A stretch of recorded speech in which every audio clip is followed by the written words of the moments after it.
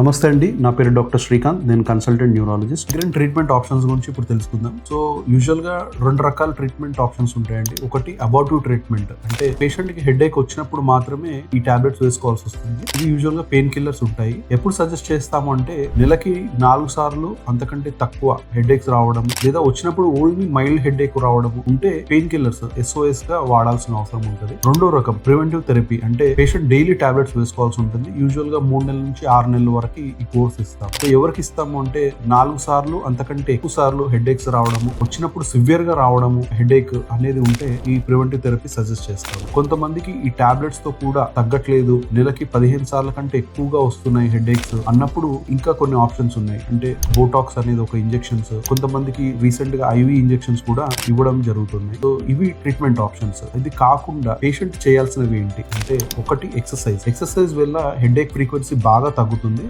Exercise compulsory. రెండోది time కి నిద్రపోవడము, sleep disturb అవ్వకుండా చూసుకోవడం. అండ్ థర్డ్ది ఫుడ్ డిలే అవ్వకుండా టైమ్లీ ఫుడ్ తినడం అనేది చూసుకోవాలి. ఫుడ్ వాళ్ళకి ఏదైనా పడనివి ఏమైనా ఉంటే, చీజ్ గానీ చాక్లెట్ గానీ ఇట్లాంటివి ఉంటే ఐడెంటిఫై చేయడం, అవి అవాయిడ్ చేసుకోవడం. స్మెల్స్ కి దూరంగా ఉండడం, లౌడ్ సౌండ్స్ కి దూరంగా ఉండడం చేసుకోవాలి. ఎండలోకి వెళ్ళినప్పుడు సన్ గ్లాసెస్ గానీ అంబ్రెల్లా గానీ క్యారీ చేయాల్సిన అవసరం ఉంటుంది. ఇవి కాకుండా పేషెంట్ హెడేక్ వచ్చినప్పుడు అబ్జర్వ్ చేయాల్సి ఉంటుంది. వాళ్ళకి ఈ కారణం వల్ల హెడేక్ వస్తుంది అనేది చూసి అవి ఆ ట్రిగర్స్ ని అవాయిడ్ చేయడం వల్ల హెడేక్ ఫ్రీక్వెన్సీ అనేది తగ్గుతుంది.